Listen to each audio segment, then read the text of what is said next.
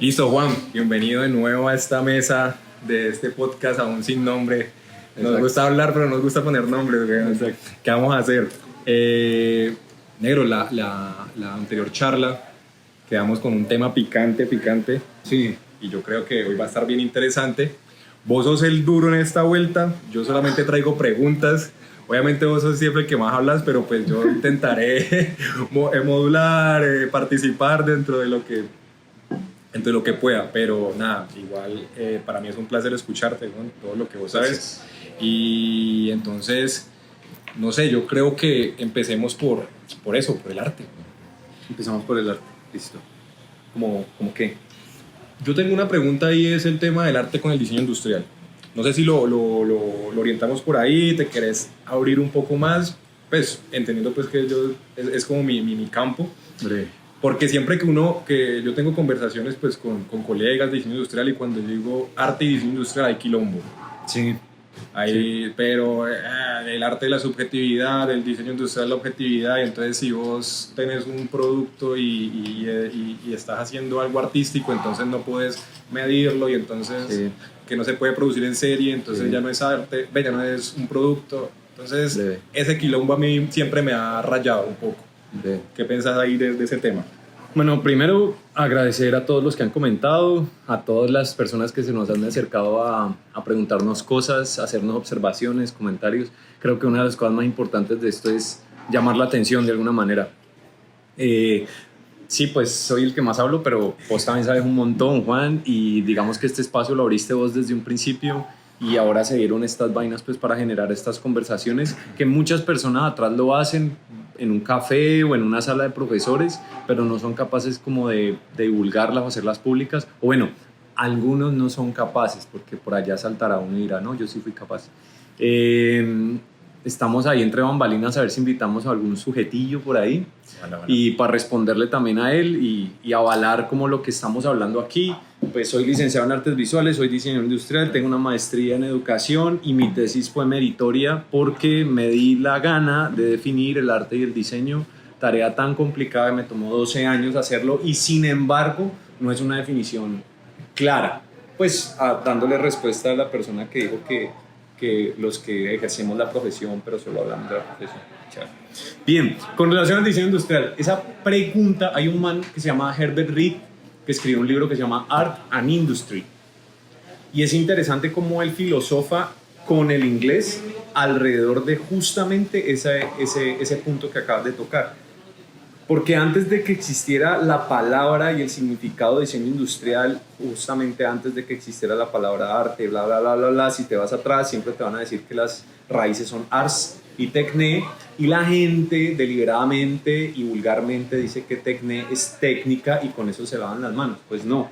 Para los griegos tecne era como una disciplina. Entonces, por ejemplo, este man que maneja las cámaras, una chimba, tiene tecne. Vos que das las clases, una chimba, tenés tecne. Vos que manejas estos medios y salís y hablas, tenés tecne. Entonces tenés una disciplina desarrollada en torno a ese campo.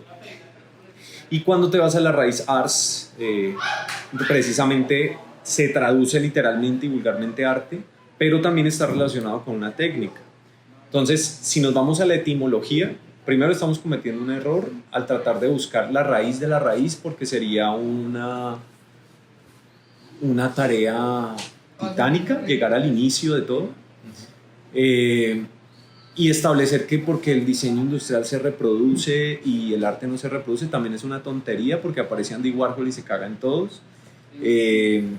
Y justamente esta es la introducción para hablar de Herbert Reed, y él decía: no existe objetividad sin primero haber empezado con una subjetividad.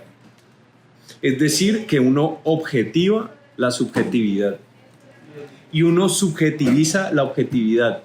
Suena raro, pero es lo mismo que ustedes hacen en los comentarios. Yo opino que es una subjetividad, suena coherente, sacan un fragmento nomás de lo que escucharon y arman todo un rollo a través de eso, y eso está bien, ¿vale? Lo que está mal es regirnos bajo, es como sacar una partecita, decir, sacar esta tapa, esta apenas está bien, esta tapa más fácil, y decir, este es el vaso. y discutir nosotros dos con relación a si es el vaso o no, y volverlo una verdad absoluta sin entender que esto es una parte de un todo. Eso es muy Wittgenstein, por ejemplo. Wittgenstein hablaba sobre eso. Problematizar algo es sacar una parte de un todo y entenderlo no desde su todo, sino desde la parte. Y ahí es cuando se problematiza el asunto. Entonces, cuando nosotros creemos que el diseño no es arte, empieza el problema. Y sí, efectivamente no lo es, porque una cosa es diseño, 6 letras, arte, 4 letras. Desde matemáticas son diferentes, ¿cierto? Pero sí podemos establecer que tienen una función similar en cuanto a la sensibilidad emocional que tenemos con relación a los objetos. Sí, yo no veo una silla y me pongo a llorar, pero estoy seguro que si ustedes ven una LC3 o una LC2 enfrente, después de 20 años de no verla y poderse sentar ahí, van a sentir lo mismo que si se paran frente, en mi caso, mi artista favorito, Botticelli. ¿Sí? O sea, es mágico, ¿vale? Es más o menos por ahí por donde va el asunto. Respeto mucho a los que dicen sí, son dos cosas opuestas, perfecto. Pero problematicemos, conceptualicemos y hablemos desde ese campo, ¿no? Sí, ahí la oposición en cuanto a los dos conceptos pues siempre va a estar, pero no sé, creo que la discusión siempre ha sido como que no encontrar, o sea, como desprestigiar o hacer un lado el arte por el simple hecho de que estamos en un campo, bueno, meramente industrial y no sé, dentro de nuestro proceso pasamos por elementos de formación como lo estético, como la experiencia estética, y ahí es donde yo creo que hay un punto de concordancia con el arte y muy importante. O sea, esa experiencia estética que podemos llegar a generar a partir de la realización de los productos, creo que es, bueno, no quiero generalizar, pero, o no quiero, no, sí, pues no, dilo. Sí, lancémonos a dar comentarios. O sea, es para ti que llegar a ese punto de que podamos de que esa experiencia estética genere lo mismo que pueda generar una obra de arte a partir de ese producto, como lo acabas de decir. O sea, ese elemento de la nostalgia, de encontrarte una silla que conociste hace 20 años y reencontrarte con ella 20 años después, es donde creo que está el punto de lo, no sé, de lo efímero, lo que está detrás del humano, de esa sensibilidad. El punto en común. Exacto. Y ahí va mi otra pregunta. Entonces, ¿esos productos de diseño industrial pueden llegar a ser arte? Obvio. Primero, establecer un paréntesis gigante es con relación a la palabra estética. La usaste muy bien, eso me tiene sorprendidísimo, porque generalmente la usan terrible. La gente piensa que estética es igual a belleza y es un absurdo. Incluso hay profesionales que hablan de la estética como, ay, esto es estético. Eso es estético. Y no, o sea, la estética es una tenencia del objeto, más no es una esencia del objeto. Y cuando digo tenencia es que todo tiene estética, pero no todo es estético. Claro. Y la razón es que estética no es igual a belleza. ¿Por qué determinamos eso? Por la vulgarización de la palabra. Entonces tenemos clínica de estética facial y analogan la estética pues con lo bello. Frase corta, Emmanuel Kant decía, la estética es la filosofía del arte. Y decir que es la filosofía del arte es cómo el arte se piensa a sí mismo. Ahora bien, ¿qué podría ser la estética? Serían las características que algo sea algo. Es como lo más acertado que yo le logro decir a los estudiantes cuando por primera vez se enfrentan con el desconocimiento de la palabra. Entonces, por ejemplo, si yo te hablo de la estética de los 80, pues nos vamos a ver por qué los 80 son los 80. Y establecemos colores, formas, texturas, música, pero nunca estamos en búsqueda de lo bello o lo feo. Ese punto en común del que hablas es como la piedra fundamental para establecer un patrón de igualdad entre el diseño y el arte, porque experimentamos estéticamente las cosas, ¿ya? Entonces, la pregunta va hacia un objeto de diseño industrial, ¿puede entrar a ser obra de arte? Bueno, primero tenemos que preguntarnos qué hace que las obras de arte sean obras de arte. Hoy en día la obra de arte la avala el museo. Eso también es otra discusión en el mundo artístico, porque unos personajes como Marcel Duchamp y y las vanguardias se reunieron de manera metafórica, no literal. Con Marcel Duchamp sí pasó, o sea, se reunieron un grupo de artistas y establecieron como vamos en contra del sistema museo y establezcamos unas corrientes artísticas que no entran al museo. Entonces nació el performance. Entonces, ¿qué es el performance? Sale un personaje, su cuerpo es la obra de arte, por ende es algo que aparece momentáneamente y desaparece, es efímero. Pero nació la videocámara. Entonces, claro, yo grababa el performance, sacaba el video, lo metía en un televisor en el museo y entraba la obra al museo. Otro man dijo, no, las instalaciones. O sea, si hacemos una obra de 5 kilómetros de grande, es imposible que entre a un museo. Y aparece la cámara fotográfica. Entonces toman la foto, la enmarcan y la meten al museo. Entonces digamos que el establecimiento absoluto que determina qué es arte y qué no, en términos, es que esto también varía en susceptibilidades, formales y de estatuto, es el museo. Entonces te pongo un ejemplo. Ahorita que está de moda el café, existe un método que se llama Chemex. Okay. Y la Chemex es, hagan de cuenta, un 8. Tiene un ángulo casi de, creo que son 60 grados, creo que es menos, me equivoco. Tiene un cuerpo de madera y un cordón. Solo inventó un químico, ¿vale? Le gustaba la química, cuando estaba en la que eso me acuerda mucho a Breaking Bad. Le gustaba la química y entonces hacía su café mientras hacía sus vueltas y desarrolló un método que se llama Chemex. Pues esa vuelta está en el MoMA. Te pongo otro objeto, la silla Rietveld. La silla Rietveld es una silla que no sirve para sentarse. La gente la entiende como silla por su composición. Rietveld la diseñó utilicé mal la palabra, la hizo, sí. La hizo para establecer un manifiesto reduccionista. La silla es tan incómoda que los codos te quedan así levantadísimos. Está en el museo. El Mercedes que pintó Andy Warhol está en un museo. O sea, existen miles de objetos que están en un museo. Entonces acá cito a mi profesora favorita de la Universidad del Valle, se llama Irina Vázquez. Ella decía que otro autor decía, solo que no me acuerdo del autor, entonces parafraseo lo que decía mi profe, y es: la obra de arte, hablaba de la arquitectura, el edificio se convierte en obra de arte cuando tiene una piedra que no sirve para nada, sino solo para ser admirada. Y yo, eso me acerca a mi tesis, entonces no sé si le abrimos campo a la tercera pregunta para después explayarme en eso, porque es larguísimo. Ok, entonces resulta que las cosas tienen un lenguaje. Nosotros estamos acá estableciendo un lenguaje basados en un tiempo lineal, un tiempo que va de punto cero a punto infinito. Siguiendo pues las leyes de Einstein con relación al tiempo, nosotros podemos ir hacia el futuro pero no hacia el pasado, es decir, que él plantea que el tiempo es una condición lineal. En ese orden de ideas, la manera de manifestar el lenguaje lineal es hablando, es escribiendo, es leyendo. Pero usted se puede devolver en el libro. Listo, pero si me devuelvo en el libro, pues yo ya sé lo que va a seguir después. Claro. Entonces hay una linealidad.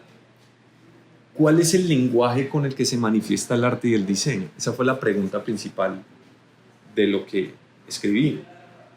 Y yo dije, pucha, no puede ser la linealidad. O sea, los objetos no se manifiestan ni se exponen de manera lineal.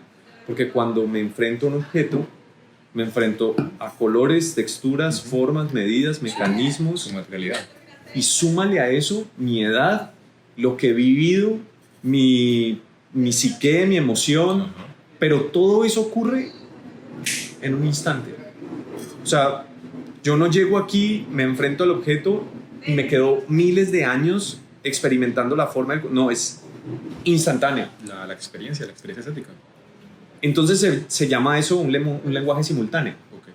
Entonces cuando hablamos de simultaneidad es cuando ocurren muchas cosas al mismo tiempo, en todas partes, en todo lugar, como la película. Pero resulta que nosotros biológicamente no podemos interpretar la simultaneidad. Y aquí llega Einstein a cagarse también la teoría y dice la simultaneidad es asincrónica, porque depende del observador. Eso lo escribió en la primera teoría de la relatividad. ¿Qué significa simultaneidad asincrónica? Que para ti la distancia que tienes con este objeto es tan alta que tú puedes ver el pasado de este objeto mientras yo estoy viendo el presente de este objeto. Eso es más complejo, ¿no? Con relación a las estrellas, por ejemplo, si tuviéramos una estrella a 2000 años de distancia, esa estrella estaría viendo la Tierra hace 2000 años. si yo viajase en dirección hacia la estrella me demoraría 2000 años, llegaría y estaría viendo mi presente cuando yo me fui del planeta Tierra. Pero cuando regreso con mi compañero de hace 2000 años, estaría viendo la Tierra 4000 años después. O sea que él estaría viendo hace 6000 años la Tierra y yo estaría viendo la Tierra hace 4000. O sea que hablamos de simultaneidad sincrónica. Pero Y esa es su tesis. el pedo es que si el objeto habla en un lenguaje simultáneo y el observador habla en un lenguaje lineal, el problema está cuando yo intento describir la pieza, porque mientras yo la estoy describiendo, la estoy desactualizando. Claro. ¿Qué es lo que pasa con las pirámides?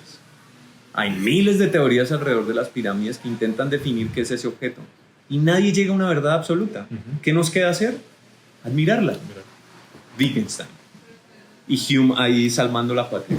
Es decir, tenemos que admirar el objeto simplemente. Y eso también generaría una discusión porque entonces no existirían los teóricos con relación al diseño. Bueno, pues mi respuesta es, para poder establecer qué es arte y qué es diseño, tenemos que ponernos en un contexto limitado, un tiempo, una época, sin desmeritar ni obviar todo este pasado que ha venido escribiendo con relación a cosas para que llegara esta cosa a este instante.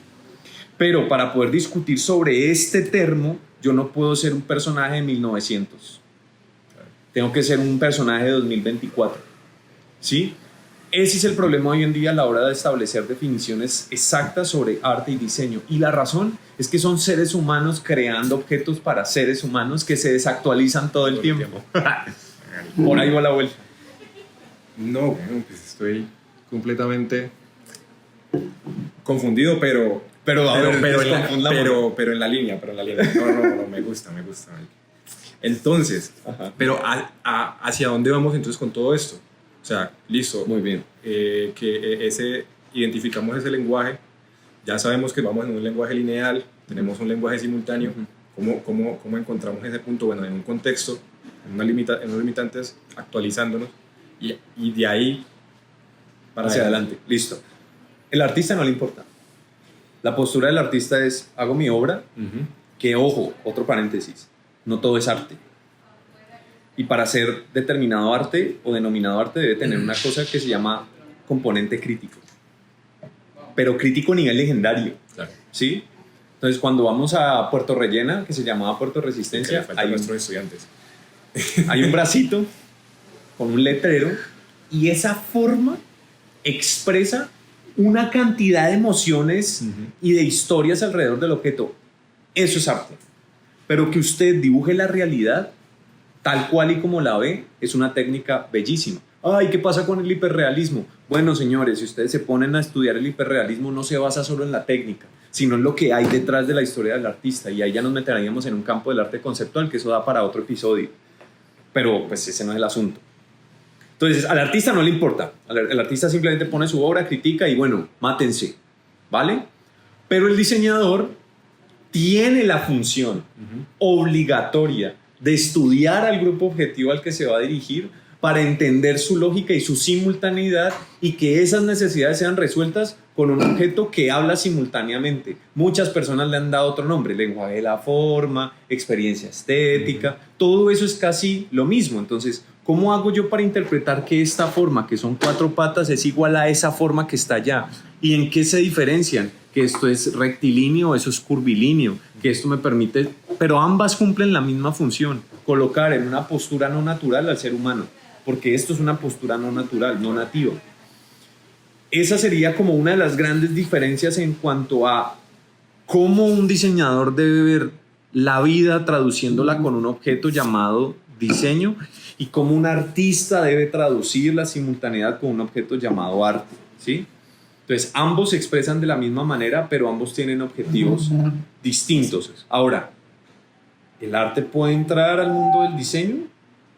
Y entonces la única respuesta que existe es, pues el arte tiene unas emociones, unas experiencias sensoriales importantísimas y voluptuosas, pues, que el diseñador hace uso de ellas.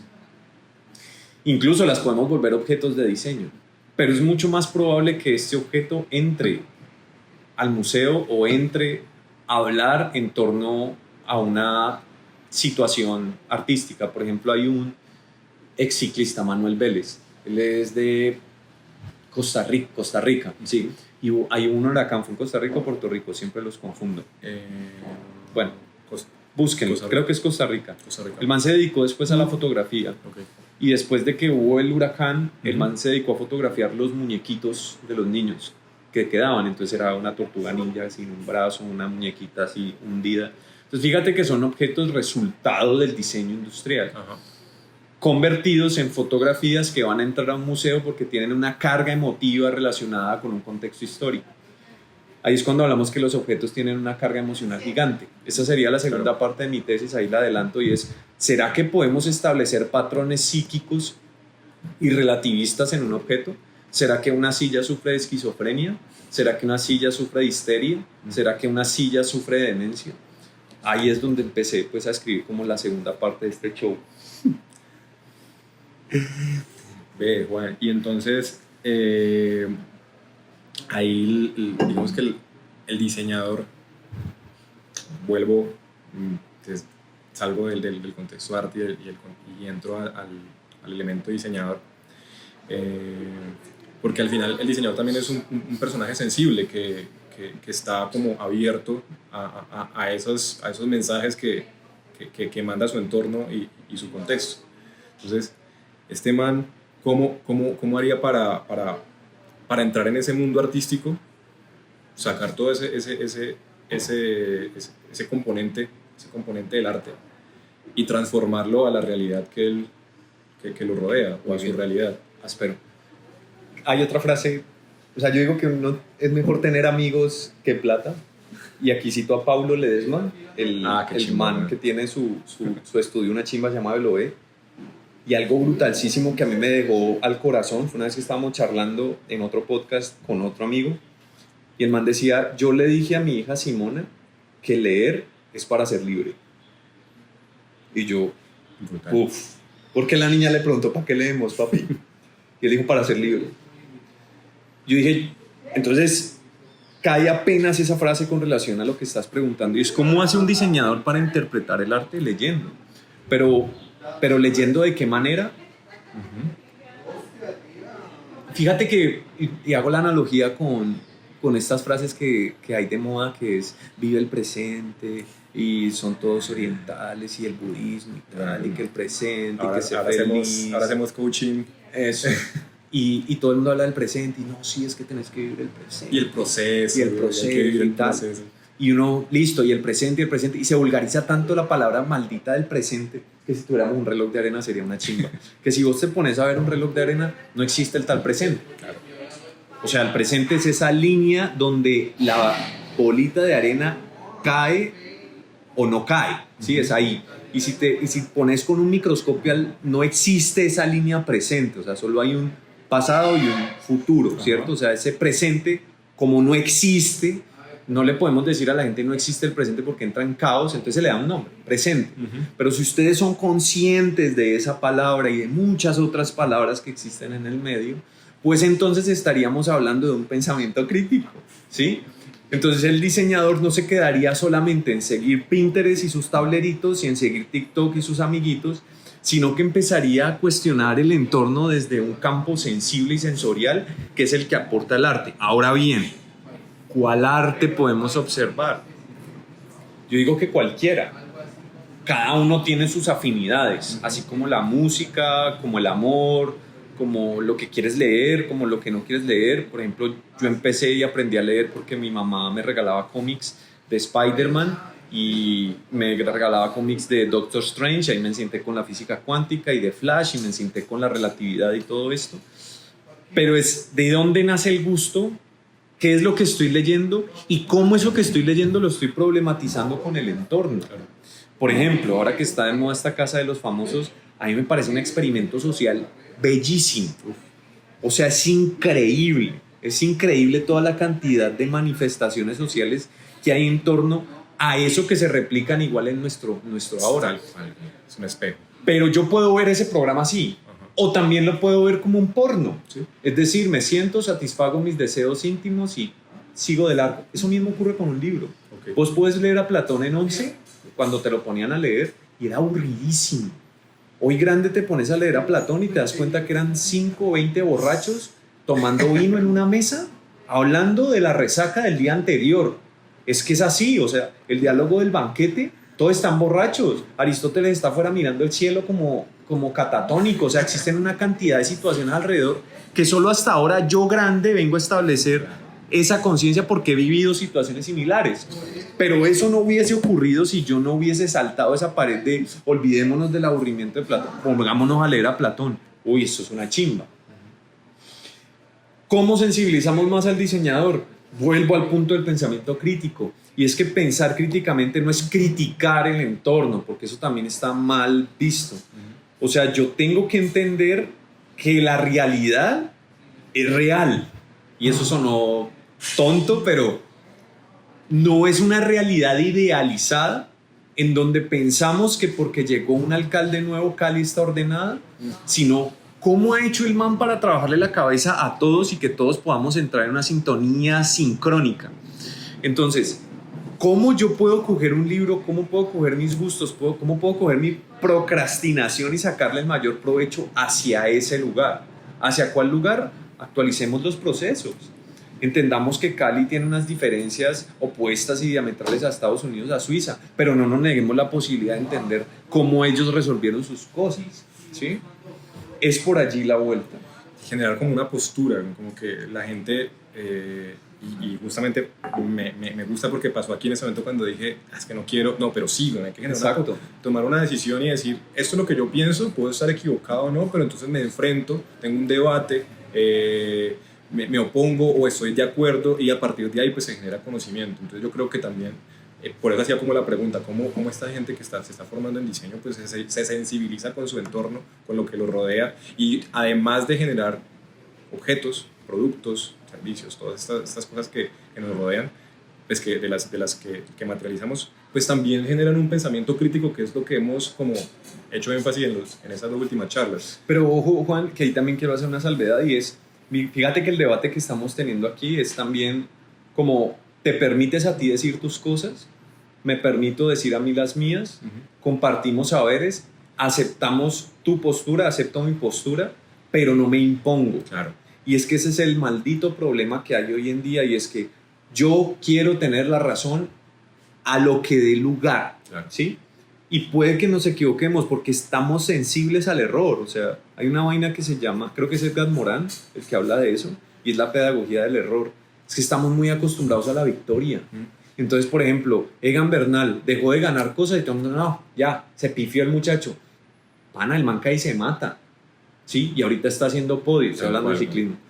Pero porque estamos acostumbrados a que todo el tiempo tienen que ganar y ganar y ganar. Por eso admiro mucho a Rigoberto. O sea, todo el mundo lo admira. Más no ha ganado nada. Tiene perdiendo, pero perdiendo en el sentido de qué. Sí, o sea, es que no es tan trascendental el ganar y ganar, sino que a partir del error y la pérdida, ¿cómo es que la sobrellevamos? Ahí les pongo un paréntesis promocional. Hay un capítulo, hay un coso en Netflix que se llama Losers. Píllense.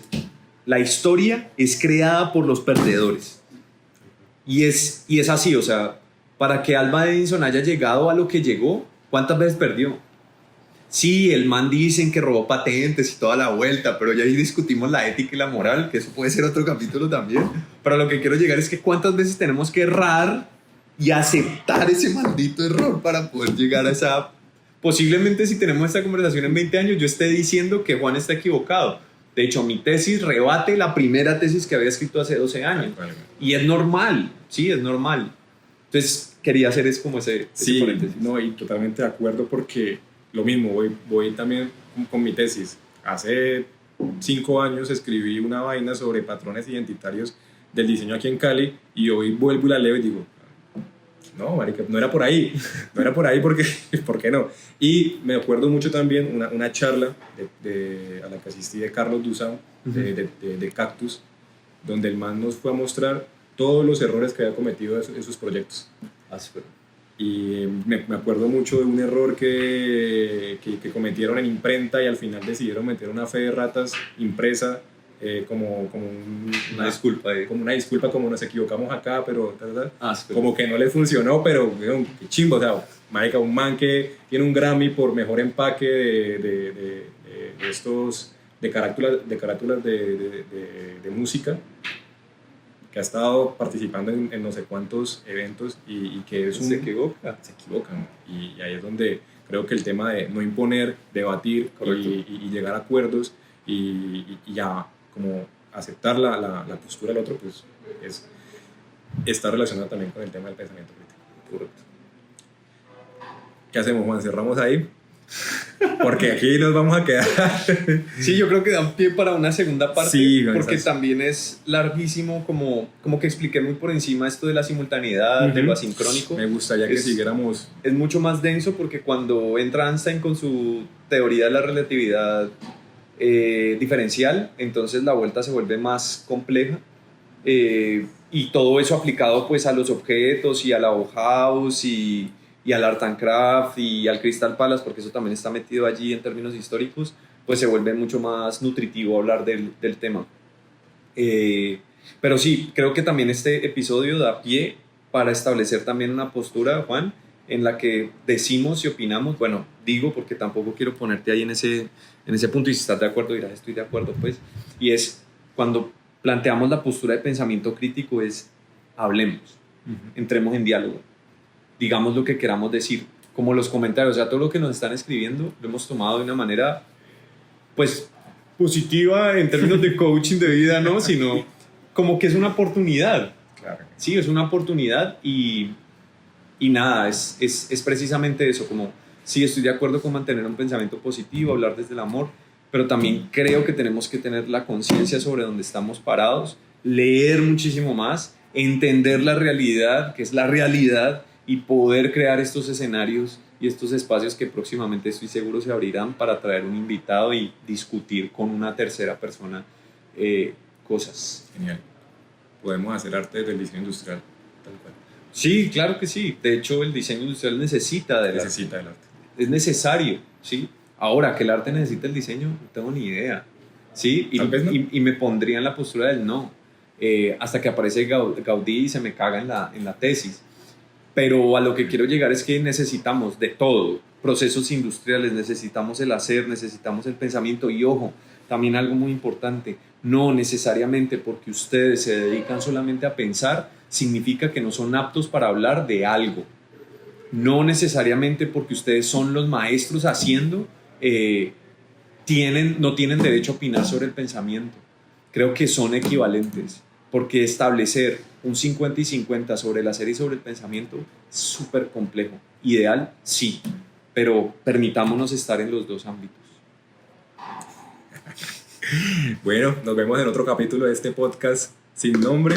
Eso. Todavía sin nombre. Me gusta, creo que se va a terminar llamando así. Y nada, estaremos. O podemos poner el nombre del arte y del diseño. Y nada, entonces nos vemos en otro capítulo cuando nos sentamos de nuevo a hablar aquí con Juan, que eso nos encanta hablar de todas estas vainas. Muchas gracias. Paz. Corte.